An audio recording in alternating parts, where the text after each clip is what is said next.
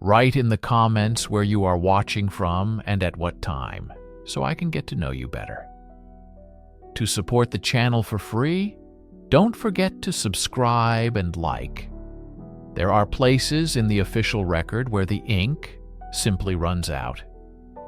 Tonight, we unseal a ghost file, a dossier that officially never existed. Case file 73A, known only in whispers as the Etheria disappearance, an investigation that didn't just go cold. It was systematically erased. Write in the comments where you are watching from and at what time, so I can get to know you better. To support the channel for free, don't forget to subscribe and like. Some doors, once opened, can never be closed again. This is the story of a door that swallowed a man whole and the investigation that followed him into the void, never to return. Our story begins not with a crime, but with an absence. An unnerving, perfect silence where a brilliant mind used to be. The date was October 31st, 1977. The place, the Black Rock Radio Observatory, a solitary steel and concrete dome perched atop a desolate mesa, miles from the nearest town. Inside, Dr. Eris Thorne, a theoretical astrophysicist whose work was considered both revolutionary and dangerously esoteric, was chasing echoes from the dawn of time. But on the morning of November the 1st, he was gone. The first to notice was his junior research assistant, a young man named David Chen, who arrived to find the observatory's heavy steel door unlocked. Not forced, not broken, simply open. Inside, the air was cold, and a low, persistent hum emanated from the primary signal processor. On the main console, a reel-to-reel tape machine was still slowly turning, recording nothing but the whisper of cosmic background radiation. There were no signs of a struggle. Thorne's coat was still on its hook. A half-empty mug of coffee sat on his desk, and his car was parked outside. It was a scene of sudden, inexplicable interruption. He had vanished from a locked room in the middle of nowhere. The initial search party, composed of local sheriff's deputies, was baffled. They swept the surrounding desert for miles, finding no tracks, no discarded items, nothing. It was as if Eris Thorne had evaporated. But he did leave one thing behind. Tucked into the logbook, on the page for October 31st, was a single, cryptic entry. It wasn't a formula or an observation. It was a sentence, written in Thorne's precise, steady hand. The signal is not a reflection. It is a reply. I am going to the vanishing point. This note transformed a standard missing persons case into something else entirely. The vanishing point wasn't a location on any map. To the investigators, it was gibberish. To Thorne's few colleagues who understood his work, it was terrifying. He wasn't just observing distant galaxies. He was engaged in what he called cosmic archaeology, searching for structured signals, fossilized intelligence buried in the noise of the universe. He believed he had found one. The FBI was called in within 48 hours. They dismantled Thorne's equipment, confiscated his research, and interviewed a handful of associates who described him as reclusive, obsessive, and convinced he was on the verge of the greatest discovery in human history. The investigation had begun, but its subject was not a man, but an idea. They were searching for someone who may have willingly stepped into an unknown dimension, guided by a message from the stars. The case file, designated Project Labyrinth, would grow to thousands of pages, yet every single lead, every theory, would dissolve into ambiguity. The official inquiry into the disappearance of Dr. Eris Thorne was destined to become the ultimate cold case, an investigation that ended without conclusions because its very premise defied reality. Every dead-end investigation has its ghost, a single, inexplicable event that investigators can neither prove nor dismiss. For Project Labyrinth, that ghost appeared at 2:13 a.m. on the night Eris Thorne disappeared. It happened on Ridge Road, a desolate stretch of asphalt that winds through the foothills 10 miles east of the Black Rock Observatory. This was the only artery in or out of the area. The first witness was a long-haul trucker named Frank Miller. He was behind schedule, pushing his rig through the darkness when his entire cab was flooded with an intense, silent, cobalt blue light. He slammed on the brakes, thinking it was a low-flying helicopter. But there was no sound, no rotor wash, no engine noise, just an all-encompassing, silent glow that seemed to emanate from directly above the trees on the ridge. It lasted for maybe 20 seconds, then vanished as if a switch had been thrown, plunging him back into total darkness. His radio, which had been playing music, was now pure static. Shaken, he reported it at the next truck stop, where he was dismissed as another road-weary driver seeing things. But he wasn't the only one. A young couple, parked at a scenic overlook on that same road, saw it too. They described it as a curtain of light that hung in the air, pulsing gently. They claimed the air grew strangely warm and smelled of ozone, like the air after a lightning strike. When investigators, desperate for any lead, finally followed up on these reports days later, they found something deeply unsettling. There were no scorch marks, no radiation, no impact crater. But a 200-foot stretch of the asphalt on Ridge Road had been subtly altered. It was brittle, and geological analysis showed its crystalline structure had been exposed to an intense, focused burst of microwave energy. More bizarrely, soil samples from the roadside contained trace isotopes of xenon and argon that were not native to the region, or indeed to terrestrial geology. For weeks, this Ridge Road incident became the sole focus of the investigation. It was the only tangible physical anomaly in the entire case. They believed it was the key. Was Thorne taken? Did he meet someone or something on that road? They brought in experts from the Air Force, from NORAD, from the Department of Energy. They analyzed satellite data, weather patterns, and flight logs. The official conclusion was a masterpiece of bureaucratic evasion. Unidentified aerial phenomenon. Privately, the investigators were stumped and terrified. The event was an island, completely disconnected from anything else. It offered no clues as to Thorne's whereabouts. It was a singular high strangeness event that served only to deepen the mystery. It was a data point that fit no known model. The lead that promised everything delivered nothing. 0 hour on Ridge Road wasn't the beginning of an answer. It was the beginning of the silence, a profound and chilling testament to an investigation that was already spiraling into the unknown, chasing a phantom of light and energy on a lonely mountain road.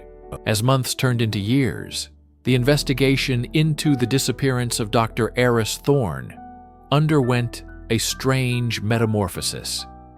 It ceased to be a search for a man and became an exercise in information control. The initial flurry of activity, the teams of agents combing the desert, the scientists analyzing soil samples, it all slowly ground to a halt. The energy of the investigation was replaced by the dead weight of bureaucracy. The case files for Project Labyrinth, once active and expanding, were now being systematically archived, classified, and buried. This shift began with the arrival of a man known only as the Custodian. He wasn't FBI nor military. His credentials were from an obscure interagency liaison office. He didn't solve problems, he contained them. His job was to manage the narrative. Under his quiet authority, local law enforcement was politely but firmly thanked for their service and removed from the case. Access to the observatory was restricted to a select few with top-secret clearance. Thorne's academic colleagues who asked too many questions found their funding reviewed and their security clearances revoked. The investigation was being walled off from the world. The evidence wasn't being analyzed, it was being hidden. On screen, we see documents. A request for satellite imagery over Ridge Road, stamped "Denied, National Security." A psychological profile of Thorne, with entire paragraphs blacked out by a censor's pen. A memo from the Custodian to the FBI director, recommending the case be moved to inactive status to prevent unproductive speculation. The goal was no longer to find Eris Thorne, but to make the world forget him. Finally, 5 years to the day after Thorne vanished, the official statement came. It wasn't a press conference with flashing cameras. It was a single-page press release, issued late on a Friday afternoon. It was a document designed to be ignored. It stated that after an exhaustive multi-agency investigation, no evidence of foul play had been found. Dr. Thorne, it concluded, likely succumbed to the elements after wandering into the desert in a state of personal distress. The Ridge Road incident was explained away as a rare form of ball lightning. The case was officially closed. It was a neat, tidy, and utterly false conclusion. It explained nothing. It ignored the magnetic anomalies, the strange isotopes, the unlocked door, the cryptic note. It was a lie constructed to put a period on a sentence that refused to end. This official statement was the true vanishing point. It wasn't just a man who had disappeared. It was the truth itself. The investigation hadn't failed. It had been deliberately and methodically terminated. The files were sealed, locked away in a government archive, a tomb of paper and ink. The official conclusion was that there was no conclusion worth pursuing. A chilling declaration that some mysteries are better left unsolved, and some truths are too dangerous to be known. Official records state that the case of Eris Thorne ended in 1982. But for a small, dedicated group of people, the investigation never stopped. It simply went underground, kept alive in hushed conversations, encrypted emails, and late-night vigils.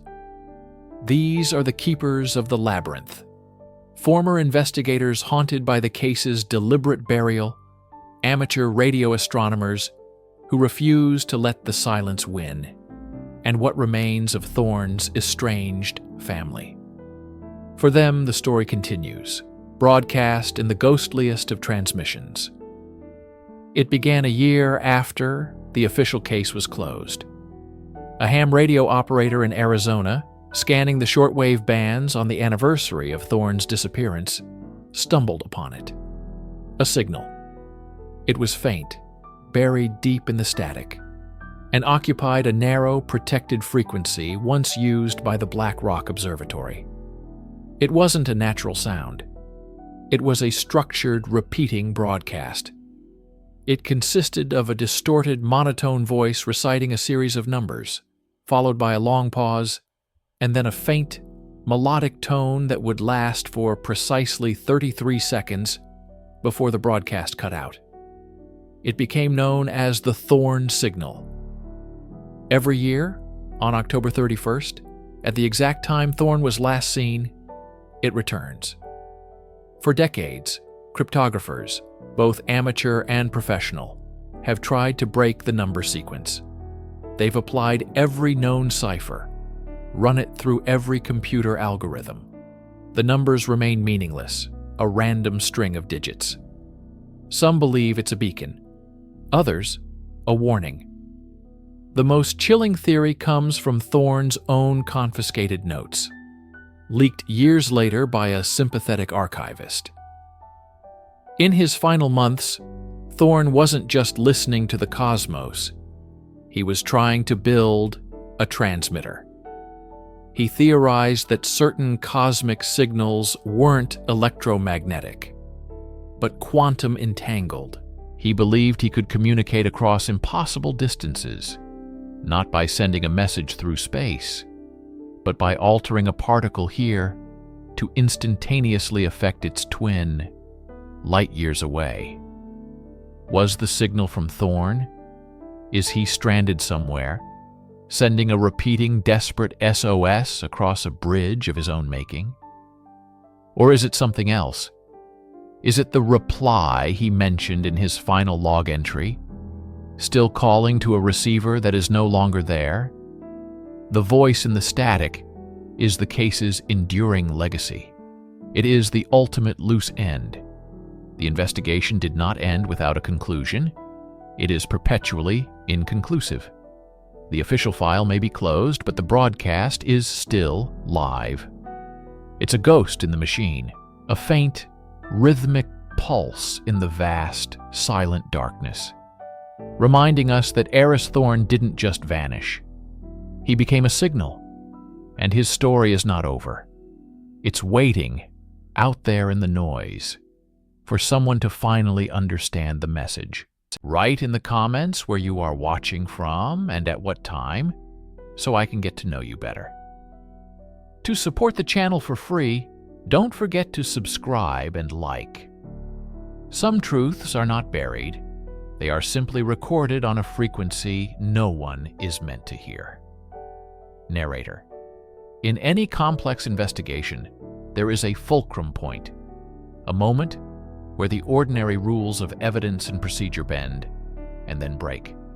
For the case file designated only by a string of redacted characters, that moment arrived not with a witness or a piece of physical evidence, but as a ghost in the machine. It began at the Black Ridge Geodetic Observatory, a facility designed to listen to the deep, tectonic hum of the Earth. Its purpose was to predict earthquakes, to understand the slow, powerful grammar of our planet. But on the night of October 12th, it recorded a conversation it was never meant to overhear. The first indication was a subtle deviation on the primary seismograph, a tremor so faint it was initially dismissed as instrumentation noise. But it didn't stop. It began to pulse with an unnatural regularity, a rhythmic beat inconsistent with any known geological phenomenon. Dr. Eris Thorne, the lead seismologist on duty, would later describe it in a now classified debriefing as a terrestrial heartbeat where there should be none. As his team scrambled to triangulate the source, the other instruments in the observatory began to react.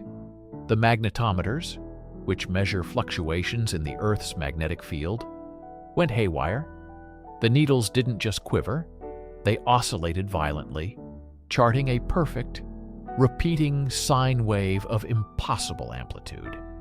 It was as if someone had placed a colossal magnet directly beneath the facility and was turning it on and off with the precision of a metronome. Then came the VLF, the Very Low Frequency Radio Receiver. This device sifts through the natural atmospheric radio noise, the spherics, from lightning strikes thousands of miles away. That night, the static vanished. In its place was a profound, unnatural silence, punctuated by a series of structured, repeating bursts.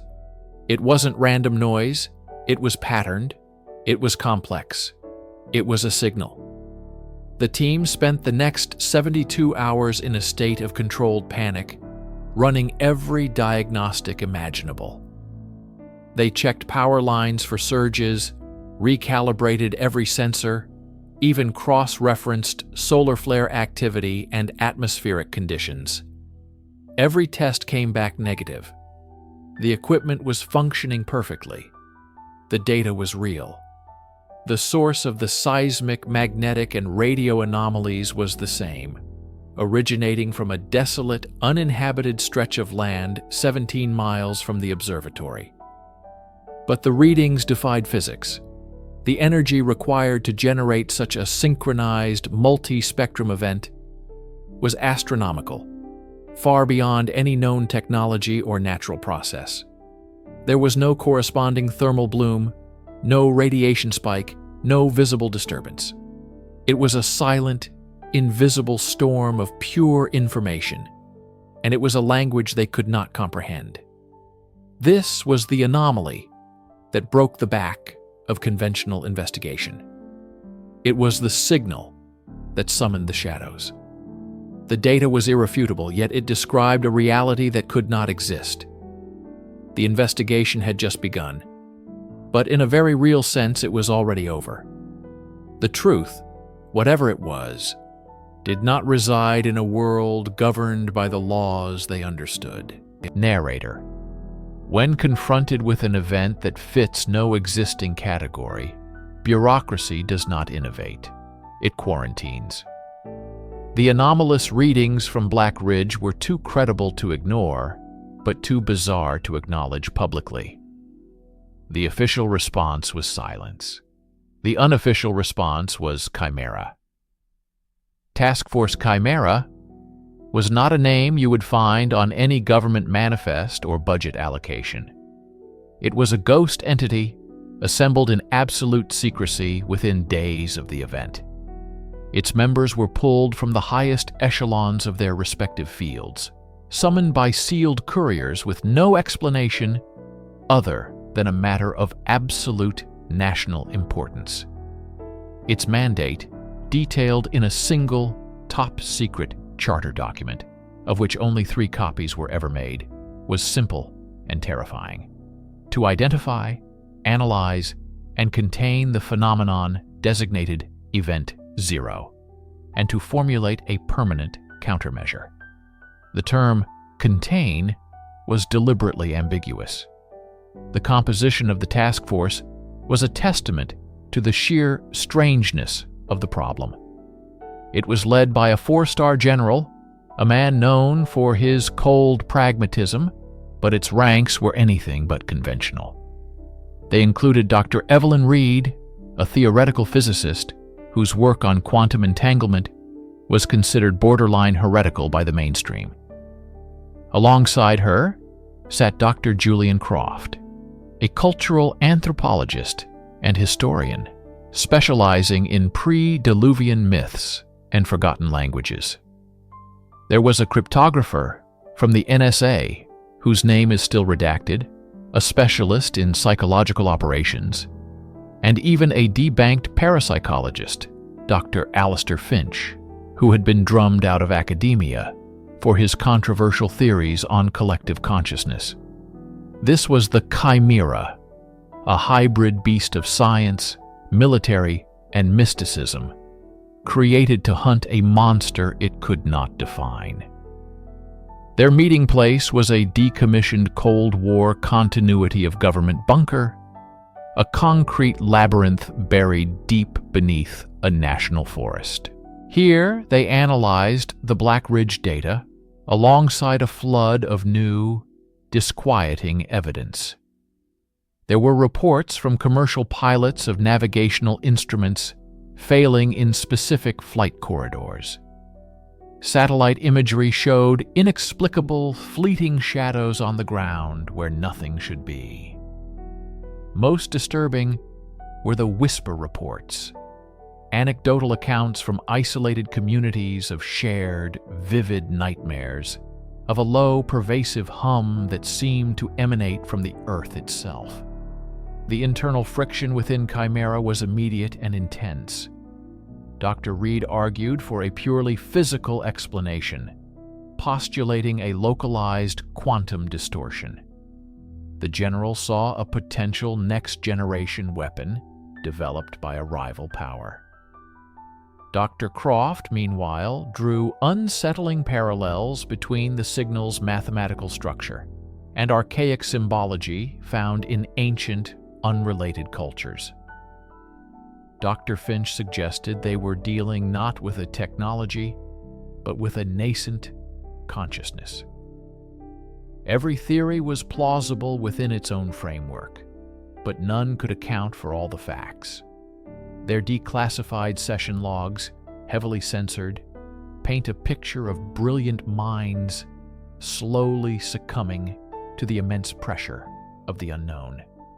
They were a committee tasked with explaining the inexplicable, a secret fire brigade trying to battle a fire made of shadow and rumor. Task Force Chimera was the ultimate weapon of a rational world, pointed at an irrational problem. And it was beginning to dawn on them that the weapon was useless. Narrator. While Task Force Chimera operated in the sterile confines of a secret bunker, the initial official inquiry was still grinding forward on the surface. It was a deliberately hollow exercise designed to create a plausible paper trail for a case that was destined to remain unsolved.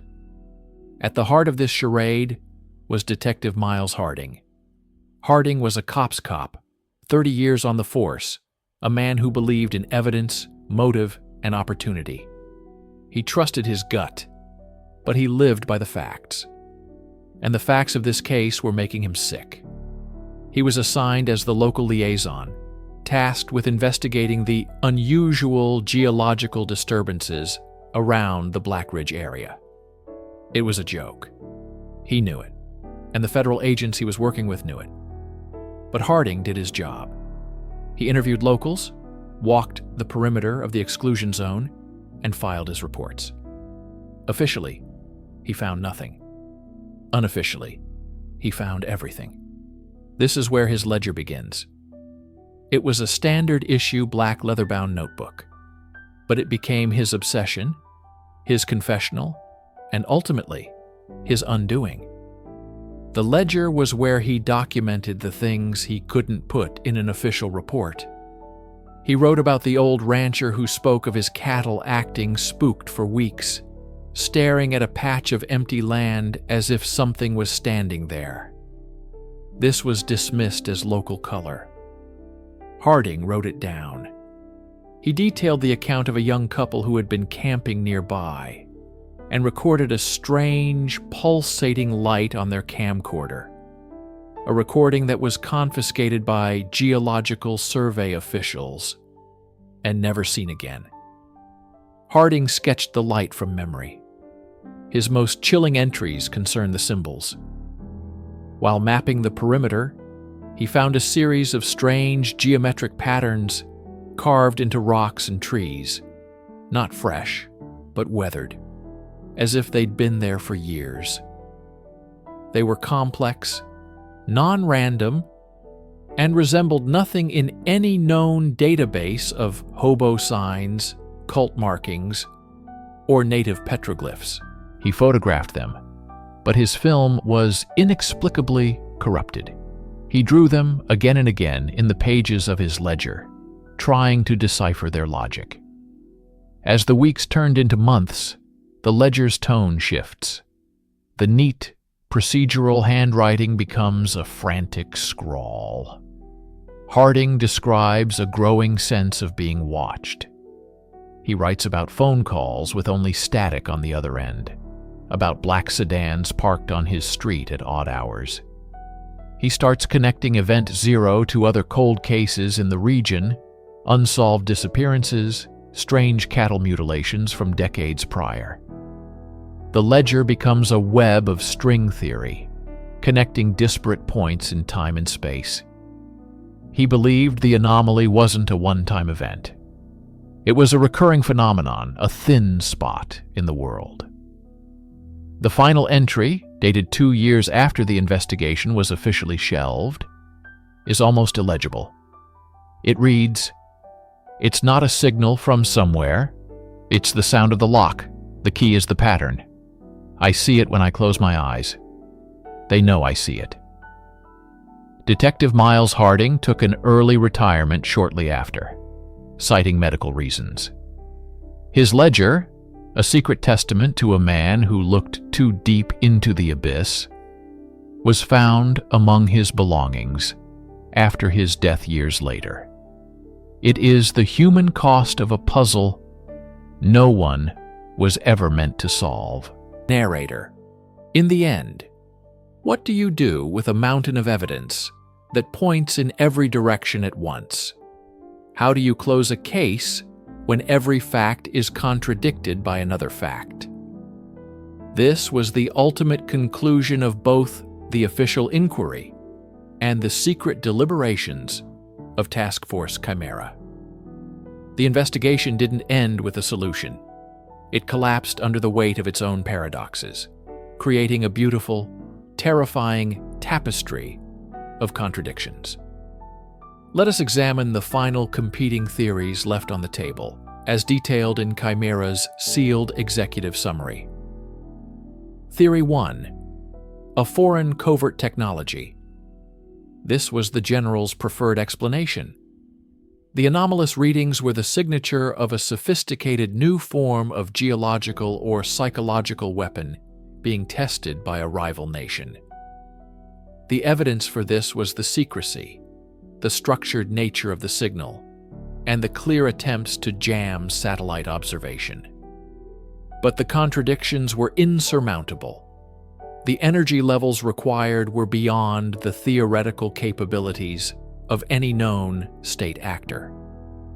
Furthermore, the accompanying folklore and historical precedents collected by Dr. Croft suggested the phenomenon in some form predated the Cold War by centuries. A weapon, yes, but whose? Theory 2. A natural, unidentified phenomenon. This was the scientific consensus, championed by Dr. Reed. They were observing a previously unknown terrestrial process, perhaps a strange form of piezoelectric effect in the region's unique quartz deposits, interacting with the ionosphere. This explained the geological and magnetic disturbances. But it could not explain the intelligence. The signal was not random noise. It contained complex, non-repeating mathematical patterns. Nature can be ordered, but this was deliberate. It was a message without a sender, a language without a speaker. It was as if the Earth itself were trying to think. Theory 3. An external or non-human intelligence. This was the fringe theory, the one whispered in the bunker's halls by Dr. Finch and secretly considered by the others. It was the only hypothesis that fit all the data. The advanced energy signature, the intelligent signal, the psychological effects, the historical persistence. It could be extraterrestrial, extra-dimensional, or something far stranger. But this theory had the greatest contradiction of all: a total and complete lack of tangible physical evidence. There was no craft, no artifact, no biological material. It was a ghost story told by scientific instruments. Every path led to a dead end. Every answer produced more profound questions. The evidence was a set of nested Russian dolls, with only a vacuum at the center. The final recommendation from Task Force Chimera was as radical as it was desperate. They concluded that the phenomenon was metastable and non-aggressive, but potentially reactive to direct observation. In layman's terms, the more they studied it, the more complex and unpredictable it became. Their final act was to recommend a total cessation of all research. They advised that the Black Ridge facility be decommissioned, the data be classified at the highest level, and sealed for a minimum of 100 years, and all personnel involved be sworn to secrecy under penalty of treason. The investigation wasn't solved. It was walled off. They didn't find the truth. They built a tomb around it and walked away, hoping whatever was inside would never wake up. Write in the comments where you are watching from and at what time, so I can get to know you better. To support the channel for free, don't forget to subscribe and like. Some doors, once closed, were never meant to be opened again. It began not with a bang, but with a quiet, creeping perimeter. On the morning of October 12, 1987, the residents of the small, isolated valley of Etheria, Nevada, woke to find the world they knew had been shrink-wrapped. The two roads leading in and out of the valley were blocked by military checkpoints. Phone lines were dead. Radio signals were replaced by a monotonous, low-frequency hum. The official story, disseminated through carefully controlled radio broadcasts that afternoon, was a chemical spill from a derailed train. A story that never held up to scrutiny, as there were no train tracks for 50 miles in any direction. This was the birth of what would become known as the Etheria Exclusion Zone, or more simply, the cordon. The first, and perhaps most insurmountable obstacle in an investigation that was doomed before it even began. Eyewitness accounts from those first few hours, smuggled out years later, paint a picture of organized chaos. Unmarked black helicopters descended into the valley center, while convoys of military vehicles, stripped of any identifying insignia, established a hard perimeter. They weren't there to rescue. They were there to contain. Within 72 hours, a 7-foot-high chain-link fence, topped with concertina wire, encircled the entire 30-square-mile valley. The operation was swift, silent, and brutally efficient. Local law enforcement was told to stand down, their jurisdiction summarily revoked by a federal order that no one has ever been able to produce. The local sheriff, a man named Marcus Thorne, filed 17 official requests for information. He received no replies. His 18th request was returned to him, unopened, with a single word stamped across the envelope in red ink: classified. The cordon became an information black hole. The official investigation, led by a hastily assembled interagency task force, was a masterclass in obfuscation. Their preliminary report, heavily redacted and only declassified in 2011, speaks of anomalous atmospheric phenomena and unidentified geological disturbances. It's a document designed not to inform, but to confuse. It raises more questions than it answers, which seems to have been the entire point. What was happening inside Etheria? Why was a piece of American soil surgically removed from the map? The teams sent in during that first week, clad in full hazmat gear, never filed public reports. Their logs, their data, their personal accounts, all were swallowed by the burgeoning bureaucracy of the secret. The investigation ended without a conclusion because its primary subject was locked away behind a physical and administrative wall so absolute it might as well have been on another planet. The cordon wasn't just a quarantine line. It was the tombstone for the truth. Every failed investigation has its ghost, its what if, a piece of evidence that could have unlocked everything had it not vanished into the ether. For the Etheria case, that ghost has a name: the Etheria Fragment. Before the cordon was fully established, in those first few chaotic hours, something was reportedly extracted from the valley's epicenter. The accounts are fractured, pieced together from anonymous sources within the Department of Energy and the military. They speak of a geological team, originally in the area for seismic surveys, who were the first to stumble upon the anomaly. Their frantic radio calls, logged and then immediately classified, described a non-Euclidean crystalline structure. pulsating with a faint, internal light. It was small, no larger than a human fist, but impossibly dense. It reportedly distorted the very air around it, causing compasses to spin wildly and electronic equipment to fail. This object, designated Specimen A and later nicknamed the Etheria Fragment, was airlifted out of the valley just moments before the information lockdown became absolute. It was the single most important piece of physical evidence recovered from the event, and it became the very reason the official investigation would ultimately collapse. The fragment was taken to a secure underground lab, a black site known only as Staging Area 4. There, a small, hand-picked team of scientists began their analysis. Leaked notes from one of the project's lead physicists, Dr. Eris Thorne, no relation to the sheriff, describe an object that defied known laws of physics. It was cool to the touch, yet emitted low-level radiation inconsistent with any known isotope. Its crystalline structure was a geometric impossibility, folding in on itself in ways that seemed to defy three-dimensional space. The investigation into the fragment was a race against time. The scientists knew they had something unprecedented, something that could rewrite our understanding of the universe.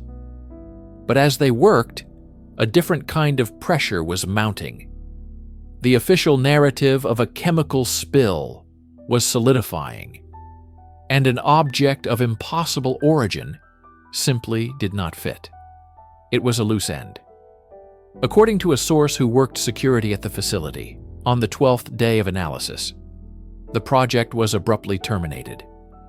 The scientists were debriefed, forced to sign lifelong non-disclosure agreements under threat of treason, and reassigned to mundane projects in separate corners of the country. Their research, their data, their conclusions, all of it was seized. The Etheria fragment itself simply vanished. The final official entry in the project log is a single chilling sentence: Specimen A transferred to external custody. Asset neutralized. The investigation into the Etheria event was now hamstrung. Without its star exhibit, it devolved into a bureaucratic exercise of filing meaningless reports. It ended without conclusions because its central, paradigm-shattering truth had been deliberately and methodically removed from the equation. In the anatomy of a cover-up, there are always the surgeons, the quiet professionals who excise the truth with surgical precision. In the Etheria case, they were known only as the men from nowhere. They didn't have names, ranks, or even an official agency. They arrived in sleek, black sedans with government plates that traced back to no known department. They wore simple dark suits that were impeccably tailored and utterly anonymous. Their authority, however, was absolute. They were the human element of the wall of silence. While the military managed the physical cordon, this shadowy group managed the people. They were the ones who visited Sheriff Thorne, not to answer his questions, but to ensure he stopped asking them. They were the ones who oversaw the debriefing and reassignment of the scientists at Staging Area 4. Their methods were subtle, but ruthlessly effective. They didn't use overt threats. They used the crushing weight of bureaucracy and the chilling implication of power. One of the geologists from the initial team that discovered the fragment later attempted to speak to a journalist. Within 48 hours, he was facing a federal audit. His security clearance was revoked, and a quiet word to his university superiors saw his tenure suddenly under review. He never spoke of Etheria again. These men were information sponges. They moved through the periphery of the event, absorbing every file, every photograph, every witness account, leaving a vacuum in their wake. They were the custodians of the secret.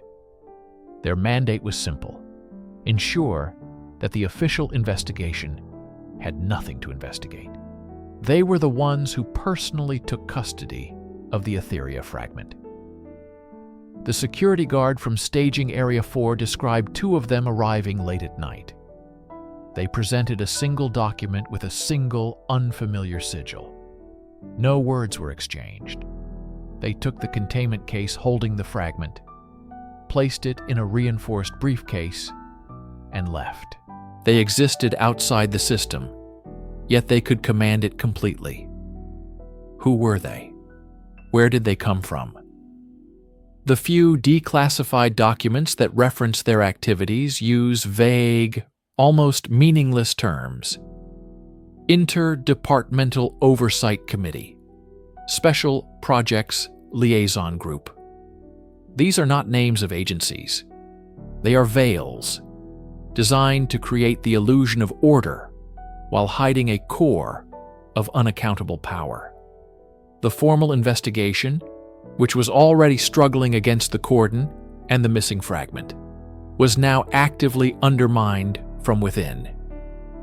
Investigators would find that key files were suddenly reclassified to levels far above their clearance. Witnesses they were scheduled to interview would be unavailable, or would suddenly have no memory of the events. Evidence logs were altered. Tapes were erased. The men from nowhere were ghosts in the machine, ensuring every path to the truth led to a dead end. The investigation ended without conclusions because it was never allowed to truly begin.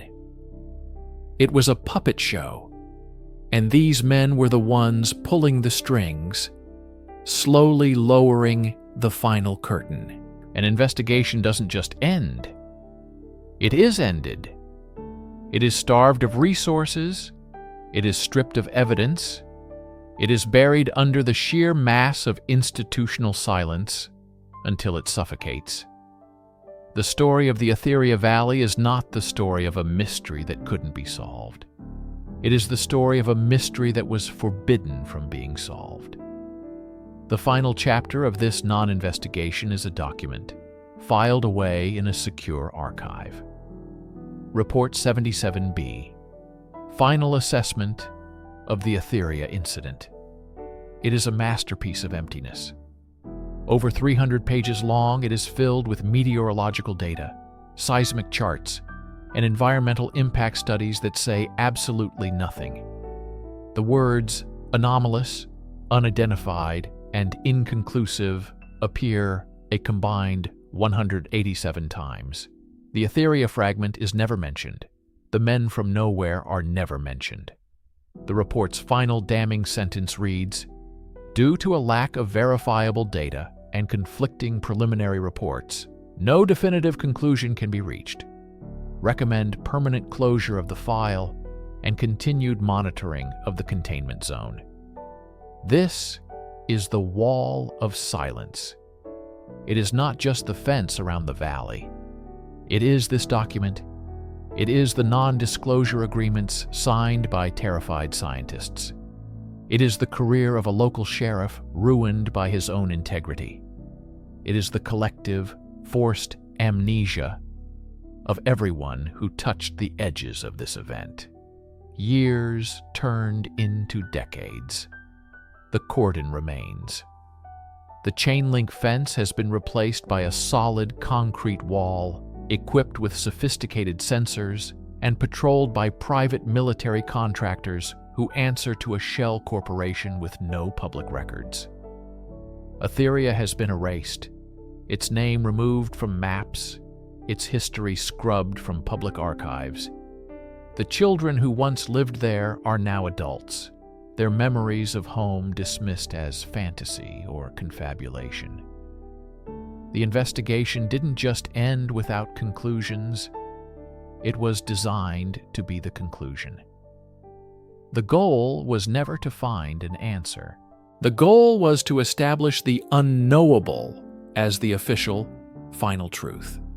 It's a tactic as brilliant as it is terrifying. By creating a vacuum of information, you invite speculation, aliens, secret weapons, dimensional portals. And in that noise, the real, tangible, and perhaps far more disturbing truth is lost forever. The silence itself becomes the story. The true legacy of Etheria is this chilling precedent that a piece of reality can be cordoned off, its evidence locked away, its witnesses silenced, and its history rewritten, leaving behind only an official, state-sanctioned question mark.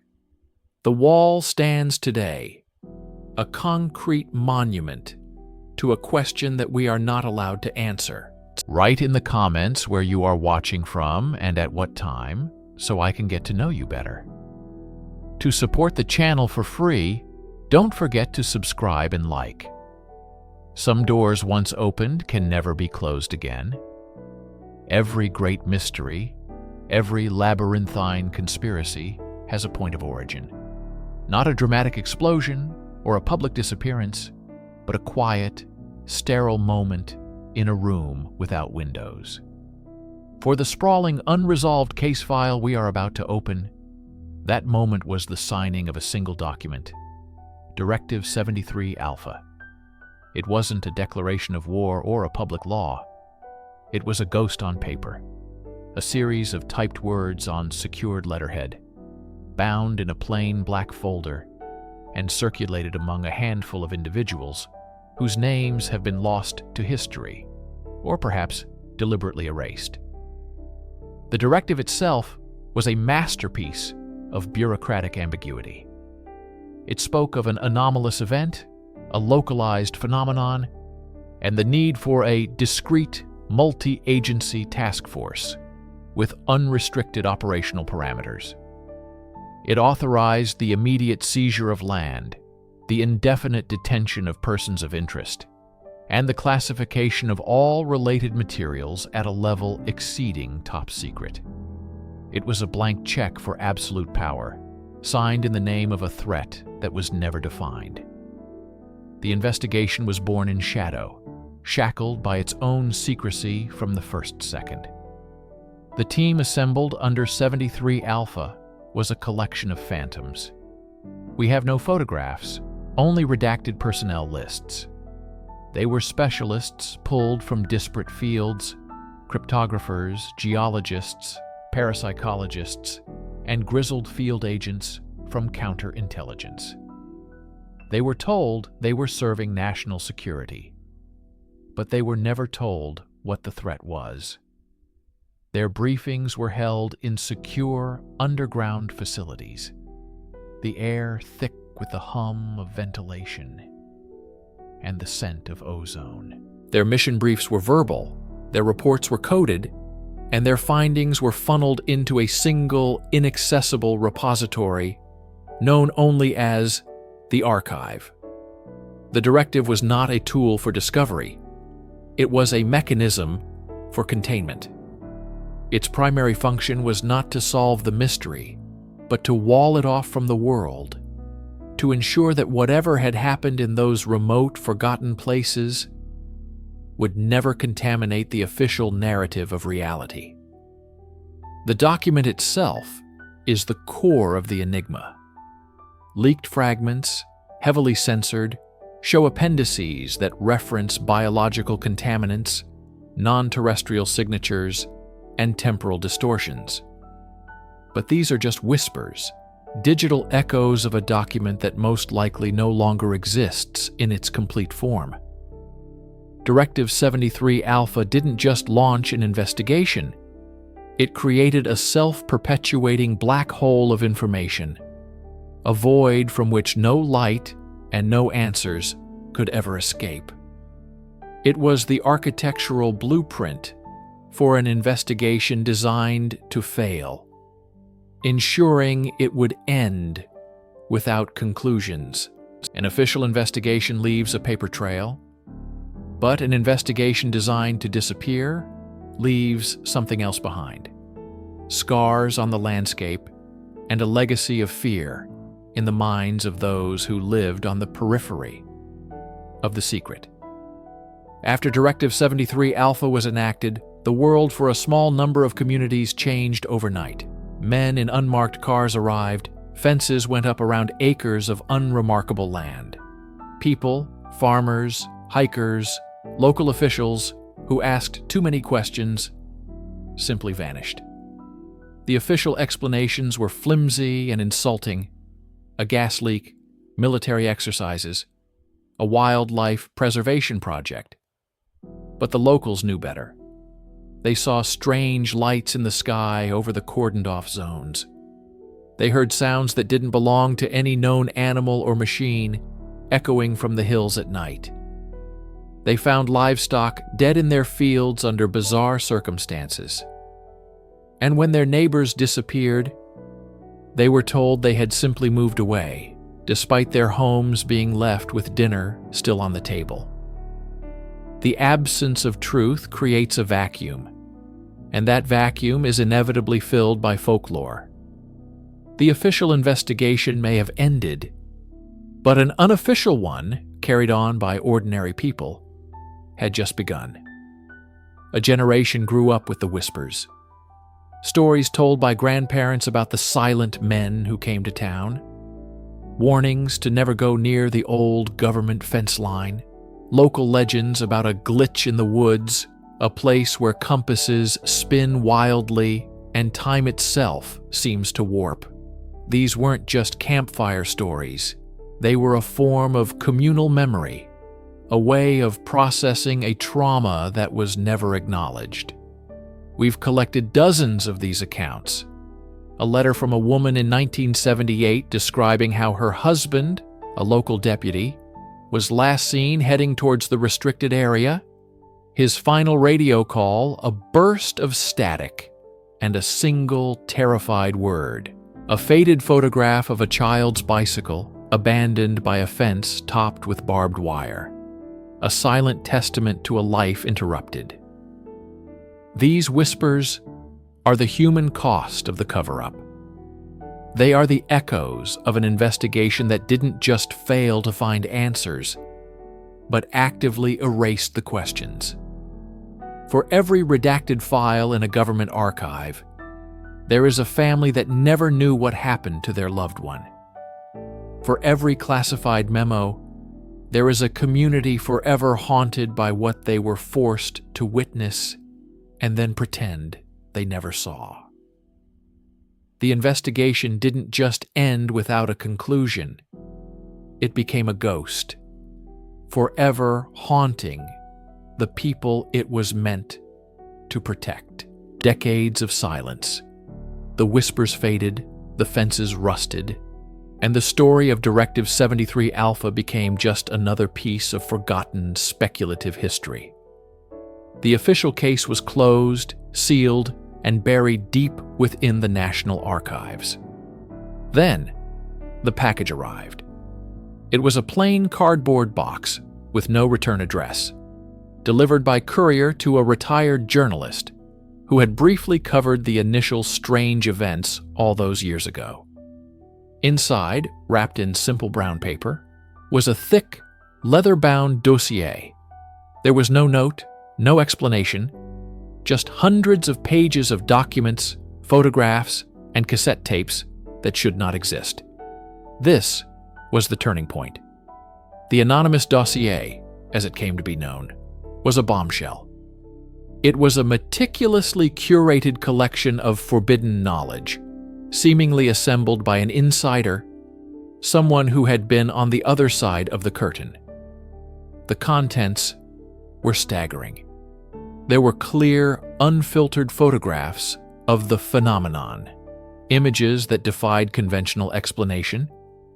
There were verbatim transcripts of interrogations with witnesses who were later declared missing or deceased. There were geological surveys of the restricted zones showing impossible energy readings and gravitational anomalies. Most chillingly, there were hand-drawn diagrams of non-human technology and biological structures. The dossier was a direct contradiction to the official narrative of nothing happened. It was proof of a conspiracy of unimaginable scale. But it was also a carefully constructed trap. While it provided incredible revelations, it was also deliberately incomplete. Key names in the transcripts were blacked out with the same thick marker seen in official redactions. The final pages of a critical scientific report were torn out. A crucial cassette tape was mysteriously corrupted at the most important moment. The dossier was a guided tour through the heart of the mystery, but the guide was a ghost with their own agenda. Who sent it? A whistleblower consumed by guilt? Or was it a calculated leak by the very organization that orchestrated the cover-up, designed to mislead and discredit anyone who got too close? The dossier reignited the cold case, but it plunged it into even deeper, murkier waters. It confirmed that the original investigation wasn't just a failure. It was a deliberate, expertly executed cover-up. The dossier proved that the truth was out there, but it also made it clear that a powerful, unseen hand was still controlling the flow of information, ensuring that the full story would forever remain just out of reach.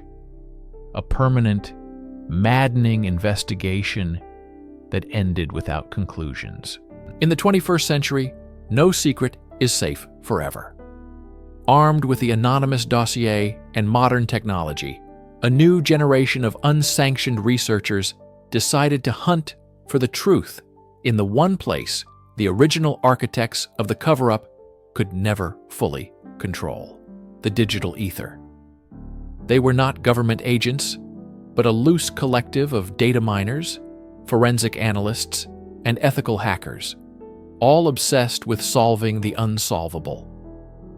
Their work began by digitizing every page of the dossier, running the text through powerful pattern recognition software. Connections that were invisible to the human eye began to emerge. They cross-referenced names from the dossier with declassified government personnel files, finding a statistically impossible number of early retirements and sudden deaths among those connected to Directive 73 Alpha.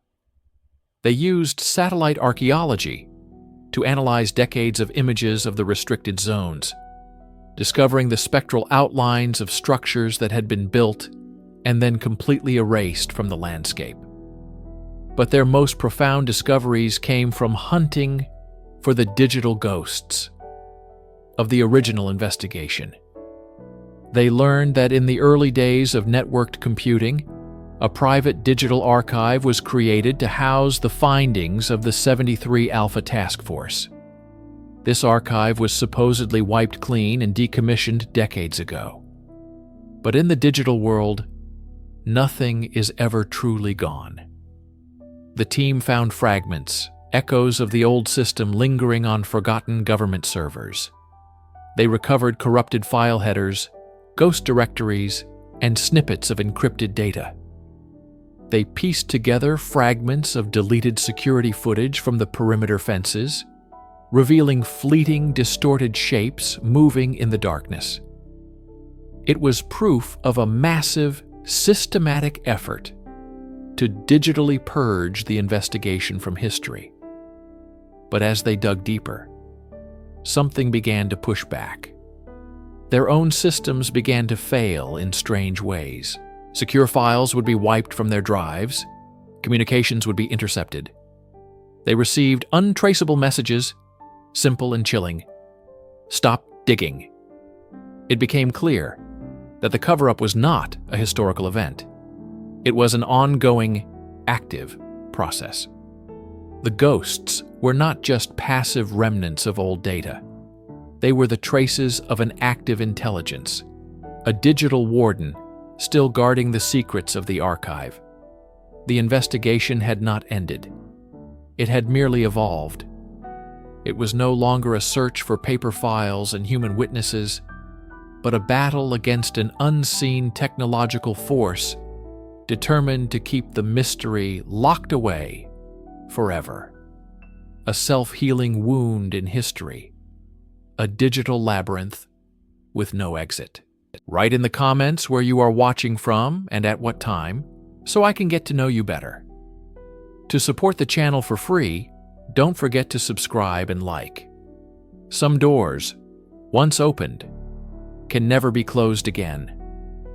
Narrator. Every investigation that withers on the vine leaves behind artifacts, ghosts in the machine of inquiry. They are the loose threads, the anomalous data points, the pieces that refuse to fit. For the multi-agency task force assigned to the Ethelberg anomaly, that artifact was Frame 237. The initial incident was mundane enough to be forgettable. A localized atmospheric distortion over a remote stretch of moorland in northern England, recorded by a geological survey team in 1978. The equipment was standard for the era: seismic sensors, meteorological balloons, and high-speed celluloid cameras meant to capture cloud formations. For weeks, the data was unremarkable. The investigation was a low-priority affair, destined for a dusty shelf in a forgotten archive. Until analyst Miller, a man known for his painstaking, almost obsessive attention to detail, decided to review the film reels one last time before closing the file. He wasn't looking for anything in particular. It was procedural, a final check. But on the 8th reel, in the 237th frame, a sliver of time lasting less than 1/30th of a second, he saw something that did not belong. The official report, now heavily declassified, describes it with sterile, emotionless language. An unidentifiable, bipedal silhouette, inconsistent with regional fauna or known airborne debris. But Miller's private notes, leaked years later by a sympathetic archivist, tell a different story. He called it the Glitch Man. The figure is there for a single frame, captured against the gray, overcast sky. It is unnaturally tall, its limbs elongated at impossible angles. It has no discernible features, yet it seems to be looking directly at the camera, an observer aware of being observed. The problem was simple. It couldn't be there. The camera was mounted on a weather balloon at an altitude of over 3,000 feet. There was nothing for a man to stand on. It wasn't a bird, not a technical glitch on the film, not a processing error. The world's top photographic experts, brought in under a veil of secrecy, were stumped. They enhanced it, digitized it, ran it through every spectrum of analysis available. They confirmed the figure was in camera, meaning it was not a post-development artifact. It was a genuine object, present in the sky for a fraction of a second, and then gone. The investigation, once a geological survey, warped into something else entirely. Teams scoured the moorland below the balloon's flight path, finding nothing. They cross-referenced missing persons reports, flight manifests, even folklore. The file grew thicker, filled with dead ends and negative results. Frame 237 became a poison pill within the investigation.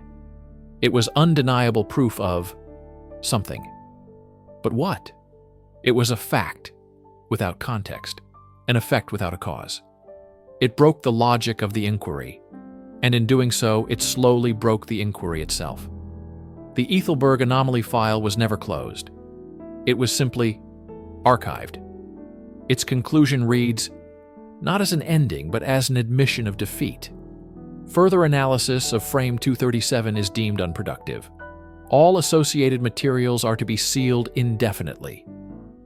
The figure remains, a silent, impossible sentinel in a forgotten frame. The single, unyielding reason an investigation ended without conclusions. Narrator. When an investigation hits a wall of impossibility, it often attracts a different kind of attention.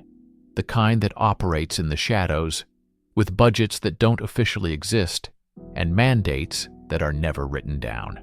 Following the dead-end analysis of Frame 237, the Ethelberg anomaly was absorbed into a new, far more clandestine operation, Project Nightfall. On paper, Nightfall didn't exist.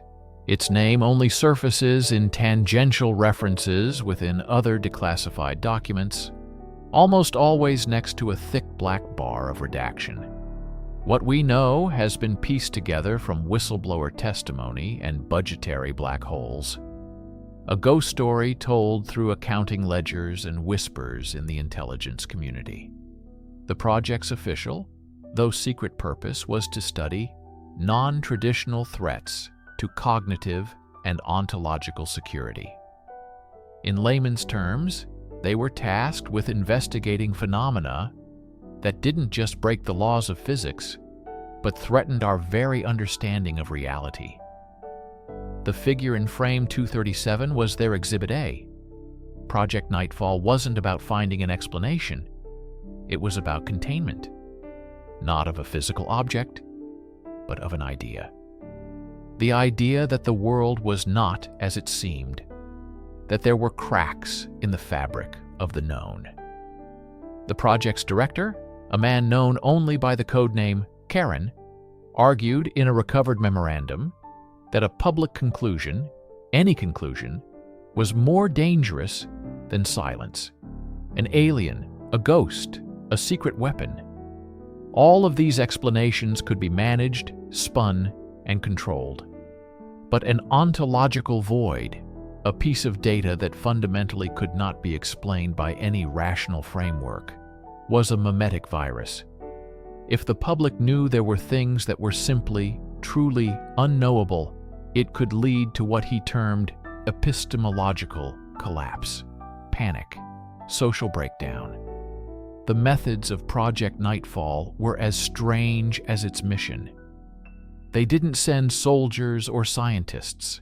They sent linguists to study the syntax of eyewitness accounts, philosophers to debate the metaphysical implications, and even esotericists to explore occult connections.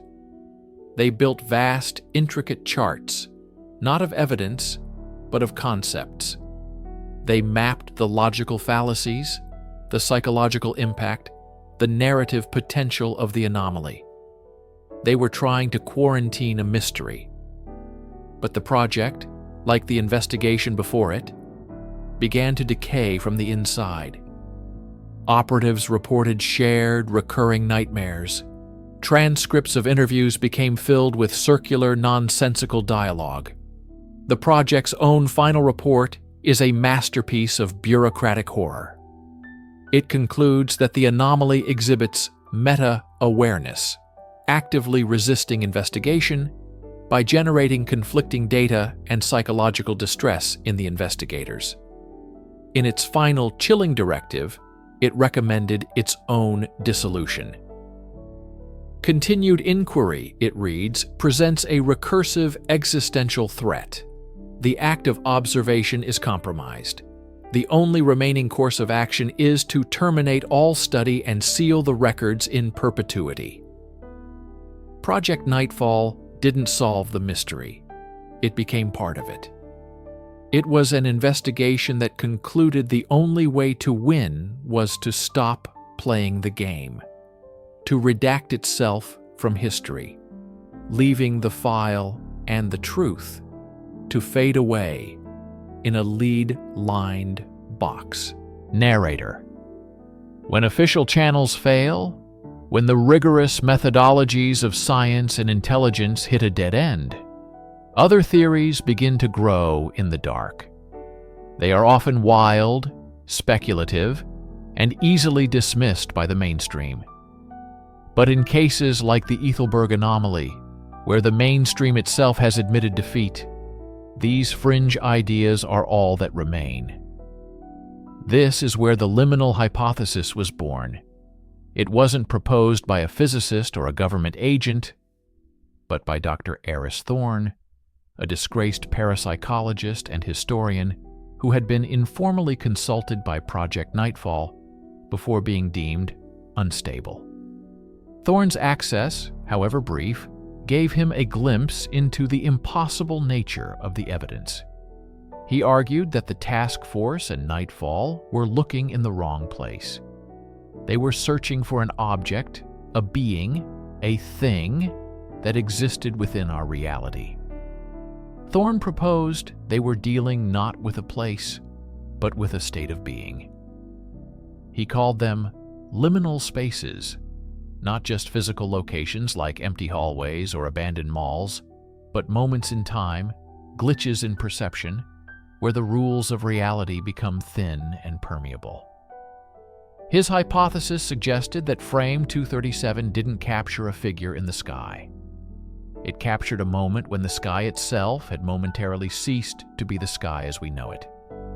It was, he wrote, a brief, accidental photograph of the backstage of reality.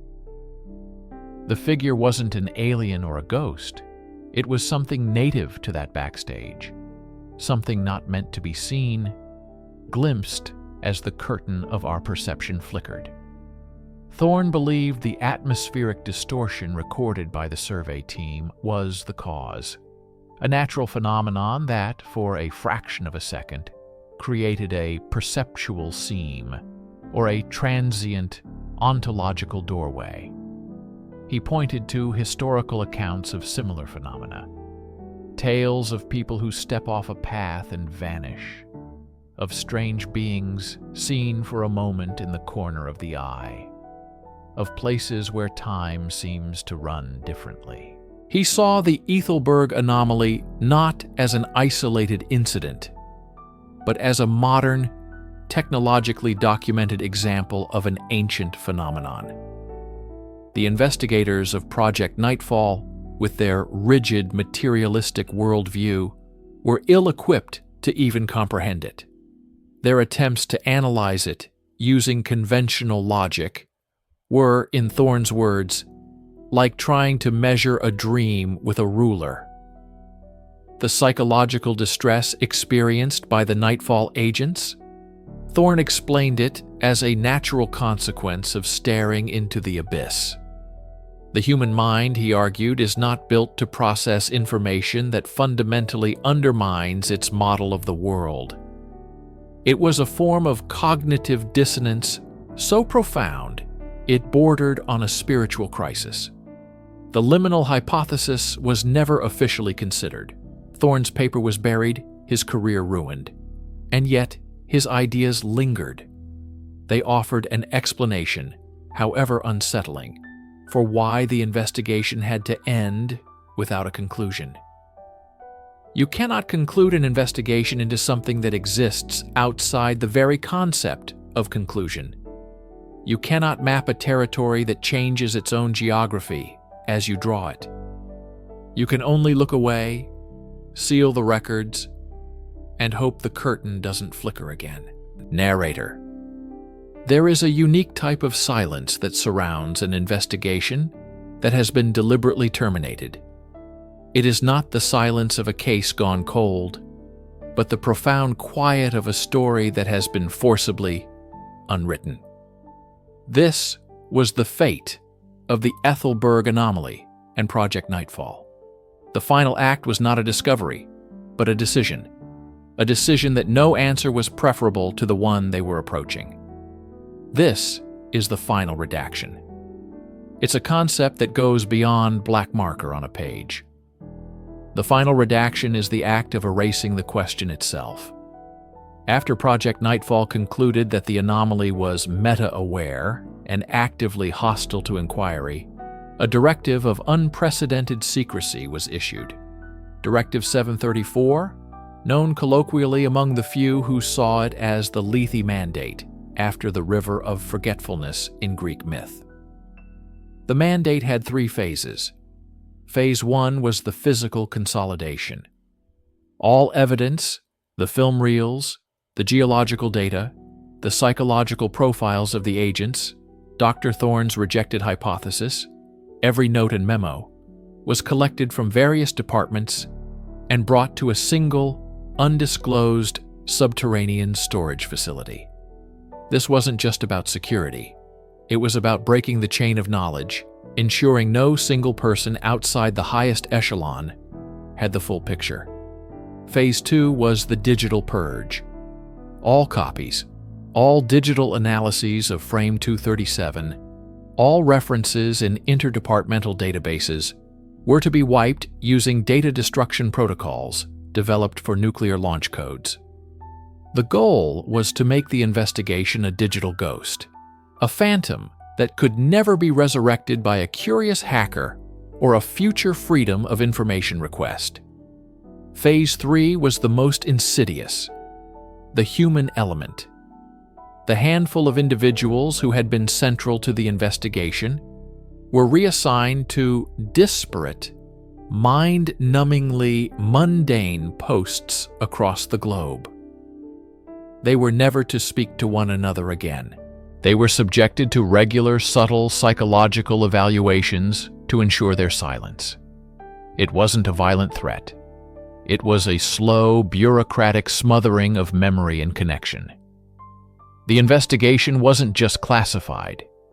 It was atomized. The final redaction ensured that the story had no end because it had no beginning and no middle. It was just a collection of disconnected, meaningless data points, locked in a vault, held by people who were no longer allowed to remember why. The lack of a conclusion wasn't a failure of the investigation. It was its ultimate terrifying success. The entity in Frame 237, the liminal space over the moor, the ontological threat, whatever it was met not with confrontation but with a void. We are left with nothing but the shape of the hole it left behind, a perfectly crafted absence. The file is not marked unsolved. It is marked non-existent. The final truth is not that we don't know what happened. It's that we have been made to forget we ever asked.